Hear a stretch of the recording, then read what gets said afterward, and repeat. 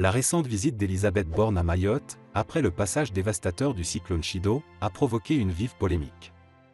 En tant que ministre de l'Éducation nationale depuis le 23 décembre 2023, Elisabeth Borne s'est rendue sur l'île d'Outre-mer pour apporter son soutien aux habitants et aux professeurs, mais une séquence filmée lors de son déplacement a semé le doute et l'indignation sur les réseaux sociaux.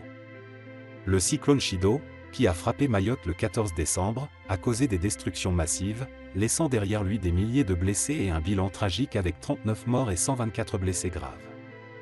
2 semaines après la catastrophe, la situation demeure critique et l'aide humanitaire tarde à arriver. C'est dans ce contexte que la ministre a fait sa visite, tentant de rencontrer les enseignants pour évaluer la situation et discuter des difficultés rencontrées par la population. Lors de cette visite, 2 professeurs ont interpellé Elisabeth Borne, exprimant leur mécontentement face à la lenteur de la réponse des autorités après le cyclone. L'un d'eux a déploré la situation des bidonvilles, soulignant que l'aide n'était toujours pas arrivée malgré les 15 jours écoulés depuis la catastrophe.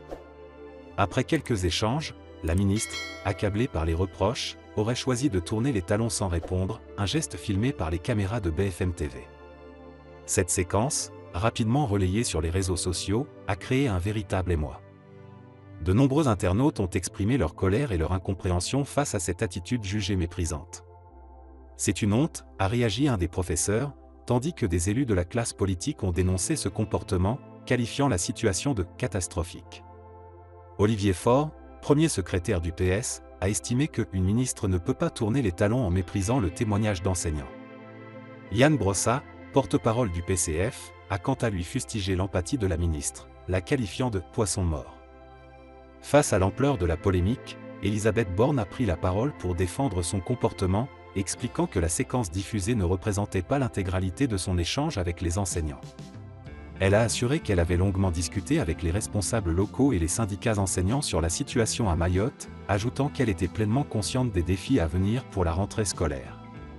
Cette controverse soulève des questions sur la gestion de la crise à Mayotte et la manière dont les autorités réagissent face aux difficultés rencontrées par la population après la catastrophe. Alors que les tensions persistent sur l'île, la ministre doit maintenant faire face à une pression croissante pour rétablir la confiance et apporter des réponses concrètes aux habitants de Mayotte.